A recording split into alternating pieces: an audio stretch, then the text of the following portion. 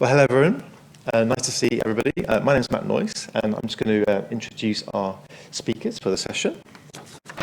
So I'm joined by Matthew Floyd. Matt is a director in EY's Actuarial Services team based in Sydney, with a focus on life insurance and wealth management sectors. He has 16 years of actuarial consulting experience at EY, working with insurers in Australia, New Zealand, and in Europe. Matt's areas of interest include financial reporting, capital management, and M&A. He supported a number of IFRS 17 related projects as a technical SME, is a member of the Actuaries Institute subgroup on implementing AASB 17 for participating business. Also, Seema Sundarji. Seema is a senior manager at EY's Actuarial Services team based in Sydney, with a focus on the life insurance and wealth management sectors. She has over 11 years of experience working in the life insurance space in South Africa and Australia. Her key areas of interest include financial reporting and capital management. Seema has been involved in a number of IFRS 17 related projects in an advisory capacity, as well as being part of the audit team for a large insurer. She's a member of the APRA Friendly Society AASB 17 working group. And finally, Kasun Amasuria, sorry if I said that correctly. Thank you. Kasun is a manager in EY Australia's actuarial practice, with a focus on providing actuarial and business consulting advice to life insurance clients. He has over 7 years of actuarial experience working with life insurance companies in Australia and Asia.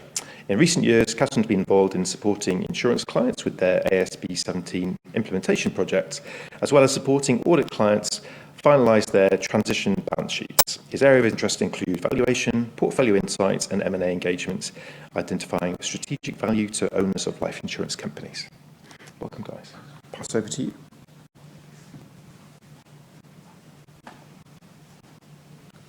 Thanks, Matt. So, the theme of this Actuaries Summit is getting closer and thinking bigger. So the topic that we're here to talk about is something that is getting closer. I'm not sure how many of us appreciate it getting closer. Sorry, I'll just get the slides moving. Lessons learned from implementing AASB 17 so far, and the insights gained from the second APRA quiz.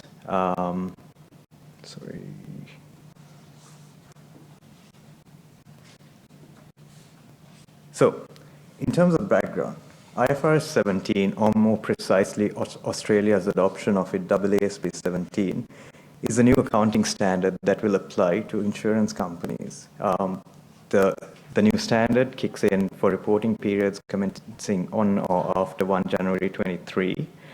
And as most of you all working in insurance companies would know, the projects have been ramping up in the recent months.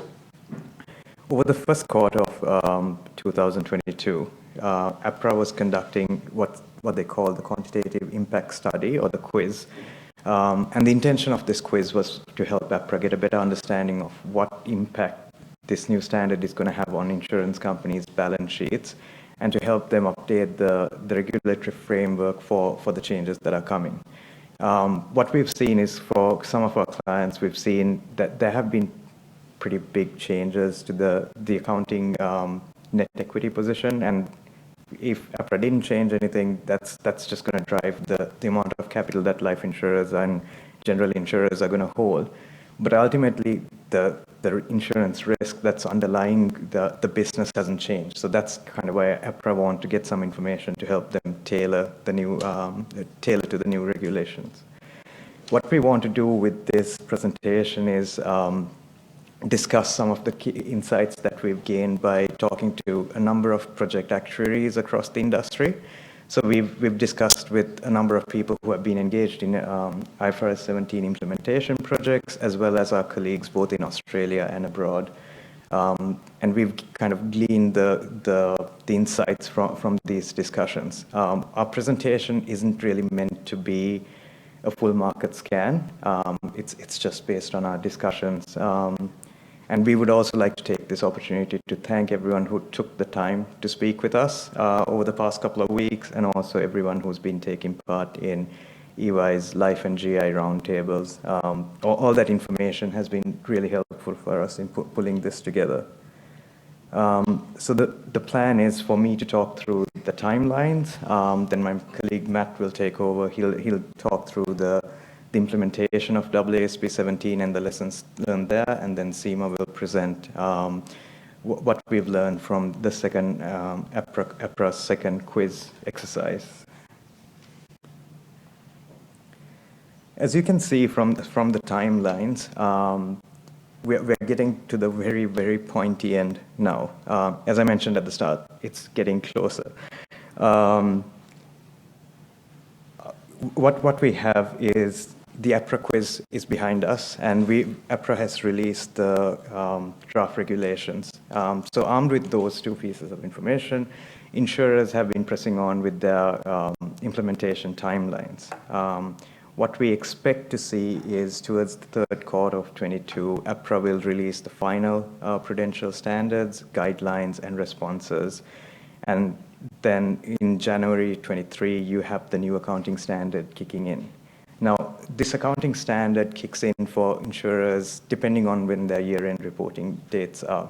So for a 31 December year-end reporter, the new accounting standard will take effect on 1 January 23, but for a 31 March year-end reporter, the accounting standard will start kicking in from 1 April 23.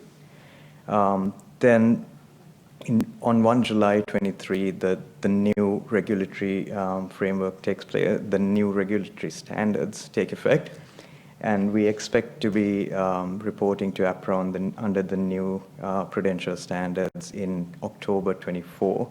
This is for the quarter ending 30th September. It'll be about March 24 when we start seeing annual reports published under the new accounting framework for the first time for an insurer with a December year end. So measuring the progress across an entire industry, life and general insurance, that's a difficult process. But what we've done is kind of spoken with a number of key participants across the industry and try to come up with an overall picture. This is not representative of an individual insurance company, obviously. And each company has their own unique set of circumstances in terms of how their portfolio is structured, the data and their systems, the processes that they follow, as well as their strategies. Overall, what we're seeing is insurers, they've probably made most progress on the accounting policies. They've pushed ahead with finalizing their policies. A lot of them have engaged their auditors to get them across the lines as well. And what we're seeing is there's still a couple of topics that are being debated both internally and with the auditors, but largely most insurers have locked in their accounting policies. In terms of data requirements, this is a challenge. This has proved to be a really big challenge for insurers. Part of it is the fact that under the new accounting framework, what's going to happen is actuaries, accountants, they all need to work together. And there's been some things that have been lost in translation between the accountants, the actuaries, and the data architects who need to work on these engagements. So overall, that's probably an area that's taken a bit longer than originally anticipated. Then you have the system design, build, and testing phase. This is still very much a work in progress. A lot of insurers are still in the process of implementing the systems that they've developed in response to AASB 17. For the APRA quiz, I think pretty much everyone we spoke to mentioned that they used an interim solution to come up to populate the quiz instead of what they plan to ultimately use under AASB 17. Transition balance sheets. One thing we noted was none of the December year-end reporters made quantitative disclosures. There were a few who made qualitative disclosures, and some of them were pretty long, going over several pages. But I don't think any insurer felt comfortable enough with the progress they've made, and still there's significant variability locking in decisions. So I don't think anyone felt comfortable enough to go to market with their disclosures. In terms of testing and UAT, this is an area of high risk because What's happening is, because the system design and build phase has taken a bit longer than originally anticipated, insurers haven't really had the time to be carrying out the UAT and the dry runs as they've originally planned. And the risk here is, at the moment, a lot of project teams are working, they're living and breathing AASB 17, but the BAU teams are not as involved. And the risk here is, well, two risks here. First thing is, once you start actually producing numbers, you have a bit less time than you originally budgeted for when you came up with your project timelines, because now it's taken a bit longer. You've got less time to iron out the kinks, work its way through, and it also means project teams have less time to hand over to BAU teams who need to own the processes in the long run. So that's an area where we see a bit of risk.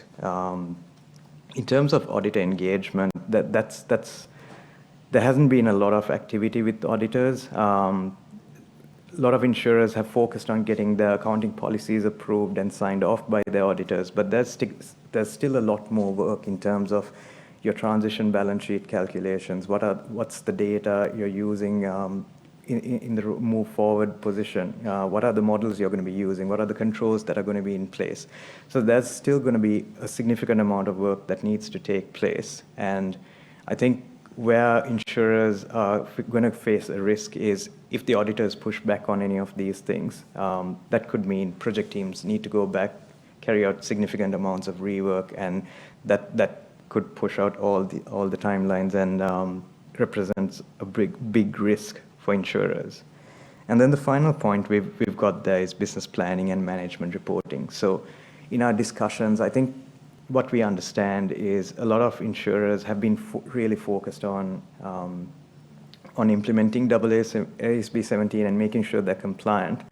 There hasn't been a whole lot of thought given to how business planning would look under the new accounting standard, or what metrics you want to be reporting to management. What's management reporting going to look like? When AASB 17 first came out, I think a lot of insurers felt this is a great opportunity.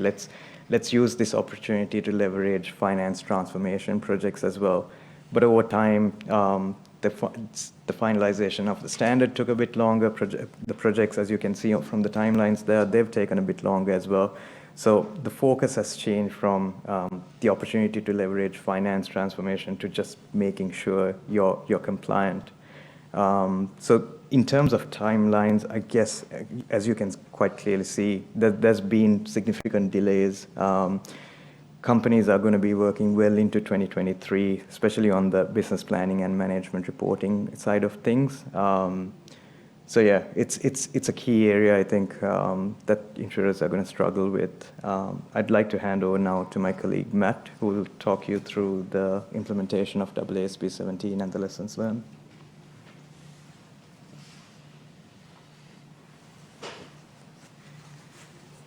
Thanks, Kasun. So today I'm only going to touch on 4 key implementation challenges that we see coming up in our discussions with insurers a lot, and there's probably a lot of other topics we could touch on today, but we'll start with these 4 and then talk about what we think are the lessons learned from those challenges that insurers have been experiencing. So the first of those is on technical elements. And even at this point in the cycle, we're still seeing a number of topics where insurers haven't yet finalised accounting policy decisions. And we've called out a few of those on the slide, and I'll touch on some of them briefly, but risk adjustment, no methodologies developed. For those in the life insurance market, we've been talking about contract boundaries for years now, and we continue to debate contract boundaries, and that's a decision that can have significant flow-on effects to your project in terms of whether you're short-term or long-term. Topics like illiquidity premium remain unfinalised. PAA eligibility is one where we're seeing a lot of insurers still thinking that products might be PAA eligible, but not really going through the work yet to really nail down that eligibility testing, documentation, have it all signed off. Some of the more technical topics we'd see there are onerous contract testing, testing for impairment of IACF, TVOG for those product groups impacted, reinsurance loss recovery components is a really interesting one to work through. And then a topic that's pretty close to my heart as an auditor is around materiality. And seeing a lot of insurers think that they'll get there on materiality grounds, but you've got to add that up across the whole portfolio, and then there's the ongoing requirements of proving something remains immaterial on an ongoing basis. If you've made simplifications in your methodology, you don't want to have to come along in a couple of years' time and make changes to your system or your methodology to something's no longer immaterial. So all of these we think have flow-on effects to the implementation projects. It's pushing back data and system decisions. And a lot of insurers are moving forward with working assumptions on some of those in terms of their implementation projects. But there's always a risk that those working assumptions aren't borne out in practice. The next topic, you talk for hours on, is around data and systems. And by systems, in this context, I'm typically referring to a third-party IFRS 17 reporting solution or subledger, but we're also talking about the actuarial models that feed that, the admin systems, the general ledgers, to the extent that they supply data into your IFRS 17 calculations. Then there's significant work to do there.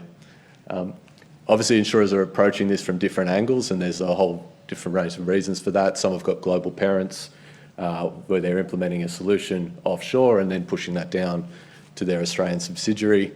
Others have offshore parents who don't plan to report IFRS 17, so they don't really care. So it's a compliance solution for the local entity. And then you've got insurers implementing systems locally as well. So that leads to different challenges at different insurers.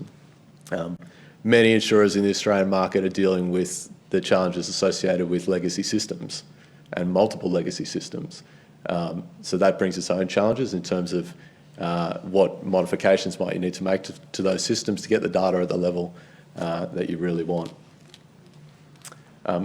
A really significant challenge we're seeing around data is just the increased level of granularity that's required under the standard. So, the need to identify, tag, extract and input data at a portfolio level or contract grouping level is something that we don't have to do under the existing accounting standards. And that we're seeing that be a challenge for insurers, and that's taking a lot more time to test or implement and test than was expected, and that's leading to delays in those projects. We're also seeing, particularly overseas, some of our colleagues overseas have seen significant challenges around what they describe as ambitious system design and complexity. So where insurers have tried to implement a system that the full bells and whistles, multiple reporting bases, significant levels of granularity and reconciliations at that level, then that projects they've proved too ambitious in terms of finalising them in the time, and then they've had to de-scope elements of that to get back to a system design that they can achieve in the timelines and that complies with the IFRS 17 requirements. Another challenge we're observing is that the system complexity isn't necessarily well understood outside those who are really in the depths of the project. So there's those actuaries and accountants and system engineers that are working day to day on this, understand this complexity, but maybe not doing the best job of articulating some of that complexity further up the chain to those who are in and around the project or those who work in senior finance roles. So that knowledge of IFRS 17 and those detailed requirements, we see that reduce quite substantially as you move further and further away from the project team.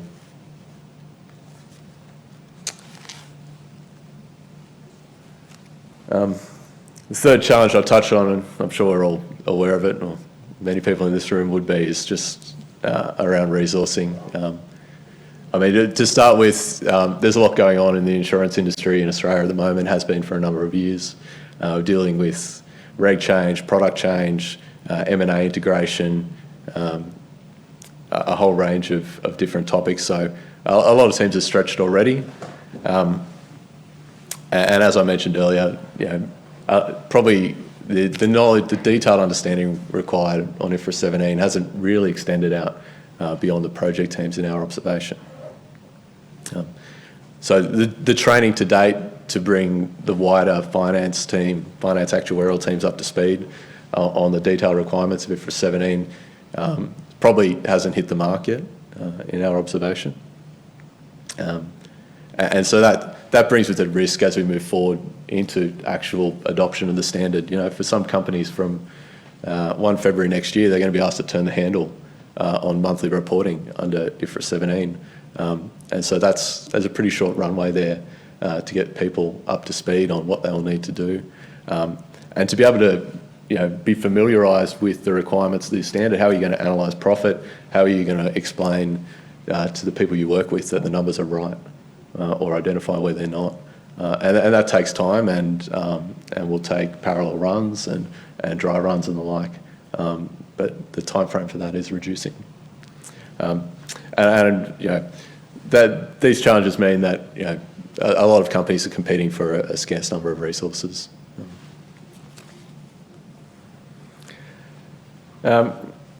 Project management, it's been challenging for some of these projects. Obviously, projects have been stop-start. Uncertainty around the standard over the last few years hasn't necessarily helped that. As I mentioned earlier, some of these delays in decisions, delays in or challenges on resourcing are flowing through to project timelines. And a lot of projects moving forward with working assumptions in order to achieve delivery in the timeframes desired. I guess one of the major challenges we're still seeing is, siloed project teams, and that's across a range of dimensions. It could be actuarial versus accountants versus system designers. It could be portfolios within an organisation.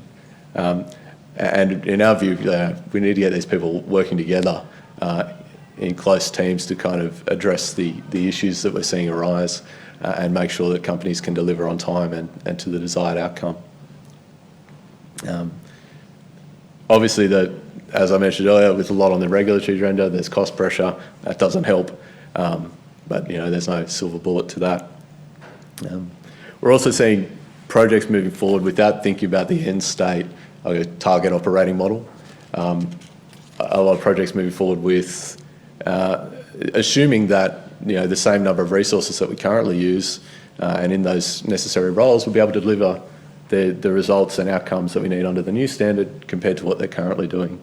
And I know there's the increased granularity of reporting, different presentational needs, some of the calculations that are required. That's going to change the balance of where you need resources, who needs to do what, how long it takes to analyse things, and that's going to have flow-on impacts to resourcing needs. And I'm expecting that as we move forward through adoption of the standard, that means carrying maybe a higher resourcing load temporarily at least while we iron out some of these issues.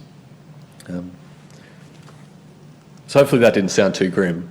Maybe I haven't painted the most favourable picture. But I guess from my perspective, just to call out some of the lessons learned to date from those insurers who have been progressing through implementation that we've spoken to. The standard is challenging. There's an effort required to get people up to speed. There's some more technical elements to it. We're all not familiar with it. So there's an investment in people required to achieve that. I think some insurers need to really just move forward with locking in some of those technical decisions quickly. I'll say on a no regrets basis, so they can move forward with confidence in the implementation, not run the risk of needing to make changes to implementation projects late in the piece. We'd say don't underestimate the data granularity. Probably people are sick of hearing people bang on about the increased data needs of IFRS 17, but that really has been a challenge for some insurers. We need to promote additional knowledge transfer between project teams and the BAU teams who be responsible for driving it forward post-implementation, and find opportunities to get them involved in the project and promote that knowledge sharing. And multidisciplinary teaming is key. We can't have siloed teams of actuaries and accountants and system designers not working together and taking responsibility as a team for this implementation. So on that note, I'll pass to my colleague Seema to talk about the quiz.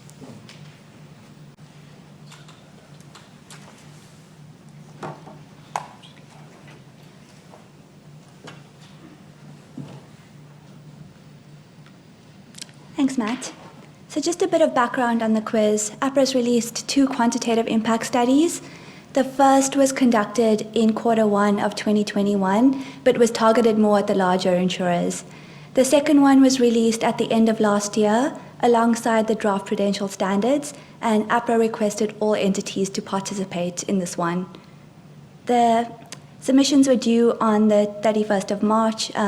There were extensions granted on a case-by-case basis, but the intention behind the quiz was to provide APRA with a better understanding on just industry preparedness and readiness overall, as well as provide just a view on what the expected impact would be from transition.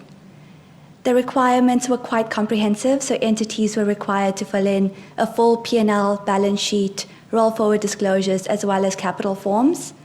APRA did recognise that it would be done on a best endeavours basis and required oversight by the CFO as well as the appointed actuary. Alongside with the submission of the templates, they specifically asked for a response paper covering the key judgments and assumptions made, but more than that, the level of uncertainty associated with those key judgments and decisions, as well as a reconciliation of the accounting equity and the capital base. So as Kasun mentioned, we've had some conversations with some of the participants of the quiz. Overall sentiment was that it was a useful exercise for many of the insurers, and this was because it was the first time that they got a consolidated view of the actual results of the quiz. Barring that, it also provided an opportunity for insurers to really assess where the gaps were in their implementation project and help to focus, I guess, their attention going forward. In terms of the rest of the challenges, it really mirrored what we saw in terms of the IFRS implementation projects in general. So skills and resourcing remained a big challenge for the insurers. There were limited resources that entities had to work with, and knowledge tends to be confined with a few SMEs within the project teams. So the quiz tended to be completed by the project teams, and due to the lack of training or the early stages of the training journey for some of the BAU teams, that didn't leave a lot of flexibility with the entities to try to get them involved and alleviate some of that pressure.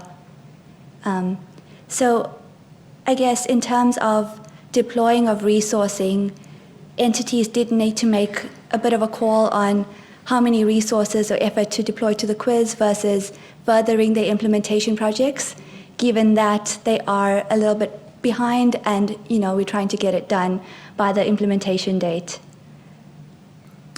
I think a lot of the entities called out that they had underestimated the effort required to complete the quiz, and this was predominantly due to where they are in their implementation journey. So the quiz ended up being not just a dry run of running the results at a particular date, but because the systems weren't fully developed and entities weren't able to use their full go-forward implementation system, they needed to build one-off models or tools, data extraction sort of platforms to get the information required for the quiz.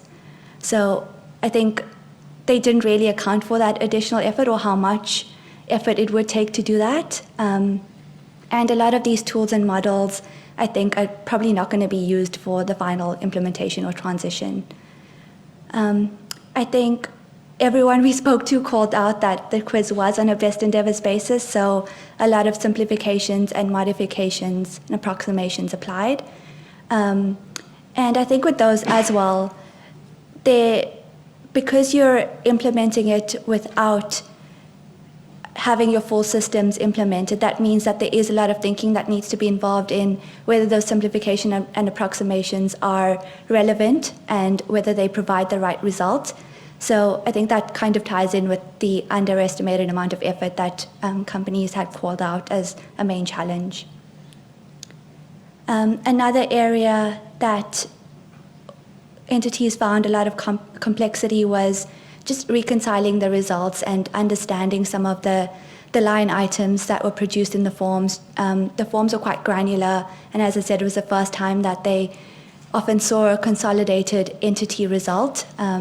So I think it's definitely sparked curiosity of trying to understand the results and digging further. So good exercise overall.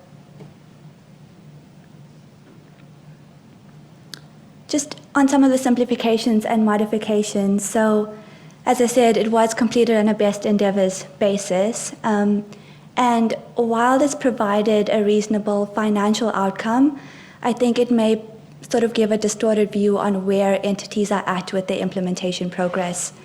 So examples of some of the simplifications we've seen from talking to entities was calculations performed at a higher level of granularity that would be required by the standard.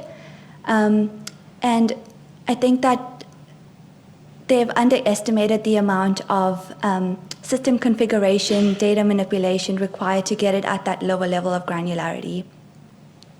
Some of the other simplifications kind of tied into some of those technical topics that Matt mentioned that they haven't sort of come to grips fully come to grips of yet.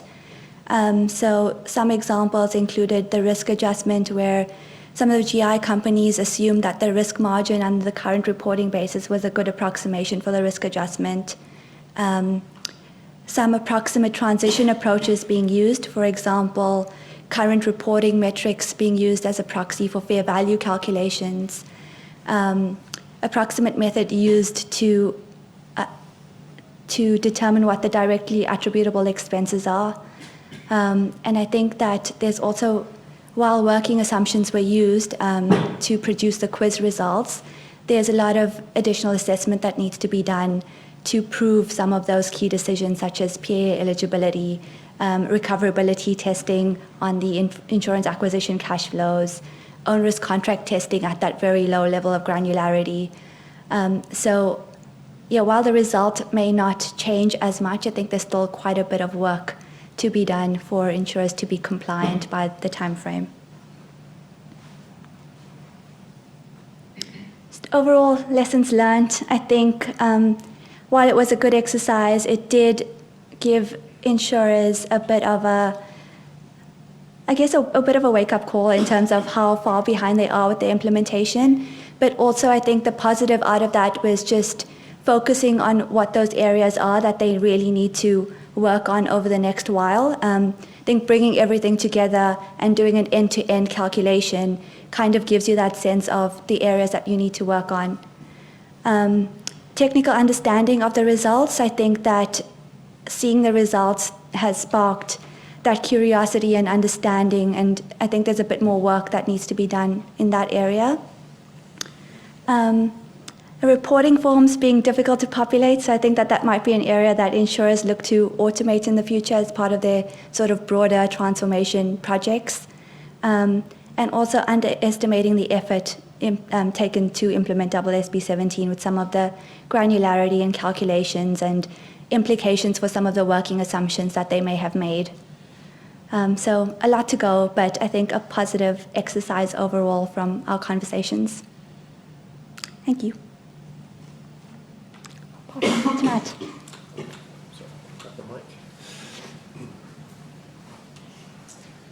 Thanks, Seema. We've got some time for questions, and we've already got some questions coming through. You can scan the QR code on your tag, or you can, if you're already watching virtually, you can see your Q&A box on the right hand side of the screen. So a few questions coming in. So, I mean, given all the approximations and simplifications used to complete the quiz, what value did the exercise have for APRA insurers, do you think?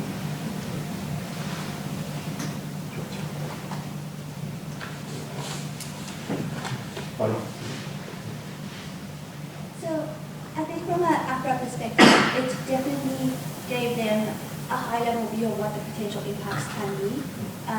Even though simplifications and approximations were made, I think some thought was given to those simplifications and approximations.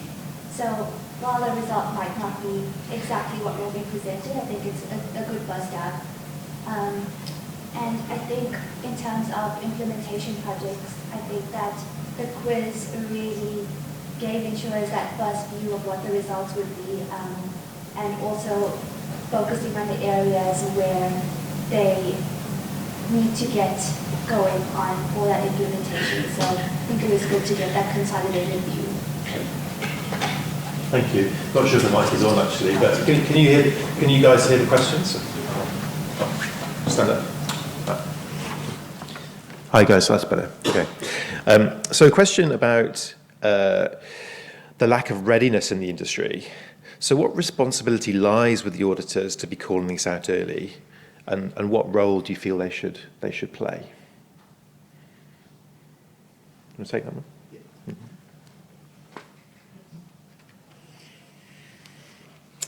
one? Obviously, as an auditor, it's an interesting question. I think, obviously we're working with those clients that are our audit clients to make sure that we've got programs in place, plans to make sure that we will be able to provide an audit opinion in the necessary timeframe. I think there's still going to be a lot of work. Maybe there's a dependency there in terms of those projects, and we've got to work closely with the clients we audit to make sure that we can get there in time. It feels like we've been calling out readiness as an industry for a long time, but we're also working within the constraints of all the other projects that insurers have going on at the moment, and how they're prioritising resources accordingly. And it's obviously up to each insurer to prioritise how those projects are going and what else they've got on, whether that's IDII projects, M&A integration. There's a lot of other things that are pretty important for those insurers to work through as well. So we're realistic about that. Cool. Thanks, Matt. Another question that's come through is, I guess, with all the is it just about compliance at the end of the day, or are there actually wins or positives for insurers, like greater insights or transparency gained? Is it any advantages, or just a compliance exercise? Yeah. Look, I think this is a good question, and one we think about a lot. Like a lot of companies would say, the reporting basis at the moment, it's good. It serves the purpose. So we're doing all this work for no apparent gain, and some would say even less comparability. And I think in this market, in isolation, there'll potentially be less comparability of insurers' results than there may have been under the current standards. But the benefit, I think there's a number of benefits. So the first is that for once we'll get to report on a basis that's consistent with other insurers who report IFRS around the world. So that's a positive, I think, for the Australian market. It means that people in other jurisdictions will be able to interpret our results and understand them better, and that's, I think, good, particularly for those who've got foreign parents who report IFRS results. I think some would argue that maybe the current standard hasn't always served us particularly well in terms of the level of granularity and the inherent cross-subsidies within products, particularly for those of us in the life market, where you're able to cross-subsidise profitability between older contracts and current contracts. And the life insurance industry's lost a lot of money on disability business over the last however long, but would increase granularity of reporting have forced companies to act a little bit earlier in addressing some of those issues. Maybe not, but I don't think it would have hurt. So I think there's two key points there: just the increased granularity, lack of availability of cross subsidies, and global comparability that I think will benefit insurers longer term. Thanks, Matt. The question from Jean: what opportunities do you see for project to BAU training integration to occur before day one, or do you expect it is more likely that it will happen post implementation? Who'd like to take that one? Do you mind just repeating? Yeah, sure. So what opportunities are there for, moving from project to BAU, the training and integration to happen before day one? Or do you think it's going to be more likely to happen post the implementation? So if I've understood that question correctly, I think we need to split it into two things. First thing is, I think it's something that needs to happen. The project teams need to hand over to the BAU teams. The first time the BAU teams start looking at the spreadsheets and the mechanics of it all can't be the first time then they need to produce compliant financial statements. So there needs to be a handover and training phase starting off pretty soon this year. And that's kind of what we were alluding to during the timelines when we were talking about the dry runs, because that's a great opportunity for the BAU teams to kind of do a practice run. But unfortunately, based on where a lot of teams are positioned, the current progress that has been made, I think that is going to be a challenge. And I think ultimately, as we mentioned, the project teams might need to stay on for a little bit longer just to make sure that they're able to augment the BAU teams and help them along the way. It certainly sounds like some tremendous challenges around timelines. Do you think that boards and CEOs and CFOs should be worried about the current status, or would it all come out okay in the end?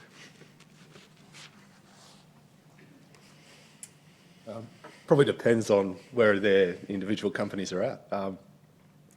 Look, I think we see a wide range of spectrum as to where insurers are at. Obviously, some have got 9 months longer to implement the standard than others, so it's not unusual at this point in the cycle to be insurers at different stages, and they'll still get there. Personally, I think insurers will get there, but will they get there with increased manual workarounds? Reduced testing requirements, that's probably something that CFOs, CEOs, board members should be concerned about. And I think, part of it is pushing the demand for some of that work back to the point of adoption or of that first set of accounts where potentially you're going to have to demonstrate materiality or, you got adjustments in your results and things like that. And that's going to make some of those disclosures more challenging.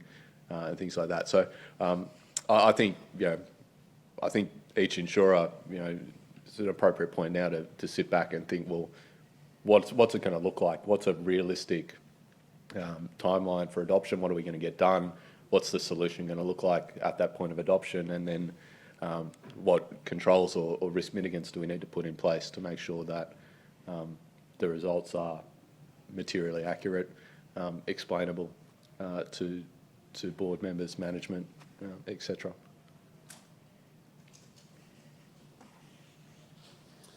Thank you. We're probably coming to the end. Anybody else would like to ask any more questions? I think it's almost about 4 minutes since we heard the cowbell, so it's probably going to be the end any minute. No more questions coming through? In that case, please join me in thanking our presenters, Matthew, Seema and Kasim.